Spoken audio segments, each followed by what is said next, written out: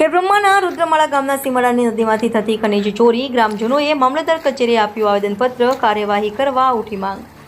સાબરકાંઠાના ખેડબ્રહ્મા તાલુકામાં ખનીજ માફિયાઓ દ્વારા ખનીજ ચોરી કરવા અંગે અવારનવાર મૌખિક તથા લેખિત રજૂઆતો કરવા છતાં કોઈ જ પરિણામ આવ્યું ન હોવાના કારણે આવા લોકો બેફામ બનતા રહ્યા છે। ત્યારે તાલુકાના રુદ્રમાળા ગામની સીમમાં આવેલ હરણાવ નદીના પટમાંથી ખનીજ માફિયાઓ દ્વારા ખનીજ ચોરી કરતા હોવાના કારણે નદીમાંથી સિંચાઈ માટેની નાખેલ પાઇપલાઇનો તોડી નાખતા ખેડૂતોને ખેતીલાયક પાણી સમયસર મળી શકતું નથી, જેના કારણે મોટા પ્રમાણમાં ખેતીને પારાવાર નુકસાન થાય છે। ઉપરાંત નદીમાંથી ખેતી માટે પસાર થતી વીજ લાઇનના થાંભલાને અવારનવાર નુકસાન થાય છે। ખેડૂતોને નુકસાન કરી પરેશાન કરવા અંગે ગામ લોકોએ મામલતદાર કચેરી ખાતે જઈ નાયબ મામલતદારને આવેદનપત્ર આપી પોતાની રજૂઆતો કરી સત્વરે કડક કાર્યવાહી કરવા માંગ કરી છે। હવે મામલતદાર દ્વારા આ અંગે શું કાર્યવાહી કરવામાં આવે છે તે જોવાનું રહ્યું। રિપોર્ટર જયેશ ઠાકુર સાથે શૈલેષ પટેલ, સાબરકાંઠા।